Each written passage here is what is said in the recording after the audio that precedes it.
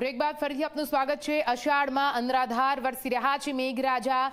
મહેસાણામાં મેઘરાજાની ધમાકેદાર બેટિંગ સામે આવી છે।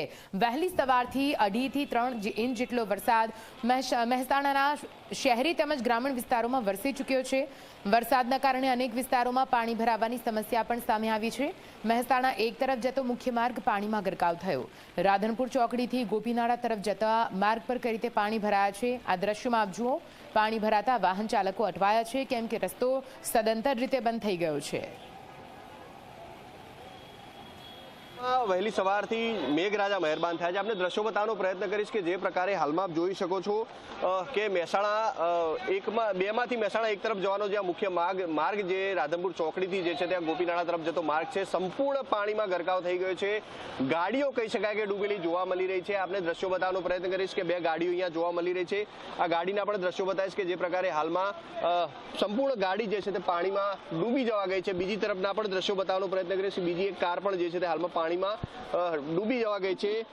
કેડથી ઉપર પાણી અહીંયા જોવા મળી રહ્યા છે। હું પાણીની અંદર છું, આપણા દ્રશ્યો બતાવવા માટે આપણે પ્રયત્ન કરી રહ્યો છું। અહીંયા આસપાસ જે છે તે રેસિડેન્સ વિસ્તાર પણ છે, સાથે સાથે જે છે તે અનેક દુકાનો આવેલી છે।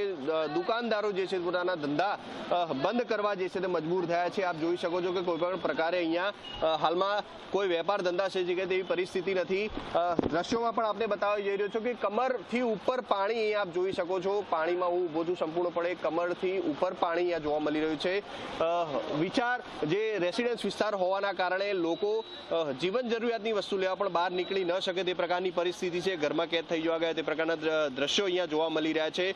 આ રોડની જો મુખ્ય વાત કરીએ તો અવારનવાર વરસાદમાં રોડમાં જે છે તે પાણી ભરાઈ જતા હોય છે ત્યારે કહી શકાય કે અનેક લોકોએ જે છે તે અનેક રજૂઆતો કરી છે। આ સમસ્યાનું જે છે તે નિરાકરણ લાવવા માટે અનેક રજૂઆતો પણ કરી ચૂક્યા છે, પરંતુ કોઈ પણ નિરાકરણ આજ દિન સુધી આવી નથી। સામાન્ય વરસાદ વરસે તો પણ અહીંયા પાણી ભરાઈ જતું હોય છે, ત્યારે છેલ્લા 4 કલાકની અંદર 2.5 ઇંચ કરતાં વધુ વરસાદ વરસ્યો છે। ત્યારે હાલમાં મહેસાણાના જેટલા પણ નીચાણવાળા વિસ્તારો છે અનેક જગ્યા ઉપર જે છે તે પાણી ભરાઈ જવા ગયા છે અને આ વિસ્તાર જે રાધનપુર રોડથી જે છે તે ગોપીનાળા તરફ જતો આ જે વિસ્તાર છે સંપૂર્ણપણે પાણીમાં ગરકાવ થઈ જવા ગયો છે। આ વિસ્તાર જે છે તે બેટમાં ફેરવાયો તે પ્રકારના દ્રશ્યો ઝી 24 કલાકના સ્ક્રીન પર જોવા મળી રહ્યા છે। તો મહેસાણાથી ગ્રાઉન્ડ ઝીરો રિપોર્ટ સતત આપના સુધી પહોંચાડી રહ્યા છીએ। અત્યારે મહેસાણામાં ધોધમાર વરસાદ કઈ રીતે લોકોની મુશ્કેલી વધારી રહ્યો છે આપ દ્રશ્યમાં જુઓ। મહેસાણામાં પાણીમાં ફસાયેલા 13 લોકોનું રેસ્ક્યુ કરવામાં આવ્યું છે। મહેસાણાના ગોપીનાળામાં ફાયર વિભાગનું રેસ્ક્યુ ઓપરેશન। ટ્રેક્ટર પર સવાર 13 લોકો પાણીમાં ફસાઈ ગયા હતા, જો કે તેમને સુરક્ષિત રીતે બહાર કાઢી લેવામાં આવ્યા છે।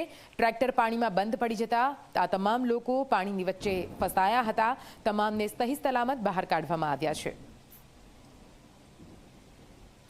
વધુ માહિતી સાથે સંવાદદાતા તેજસ ફોનલાઈન પર જોડાઈ ગયા છે। તેજસ, આ લગભગ ગંડારાની અંદર ટ્રેક્ટર પર લોકો ફસાયેલા છે, ક્યાંની આ ઘટના છે અને અત્યારે હાલની શું પરિસ્થિતિ? તમામ લોકો સુરક્ષિત?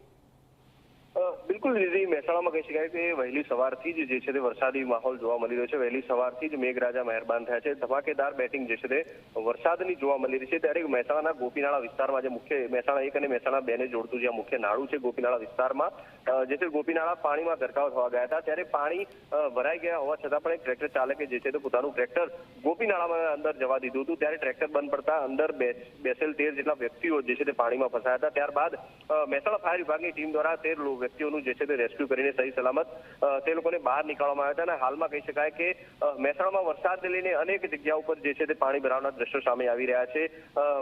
પાણી ભરાવાના કારણે ક્યાંક ને ક્યાંક લોકોને પણ ભારે હાલાકીનો સામનો કરવો પડી રહ્યો છે। જી બિલકુલ થી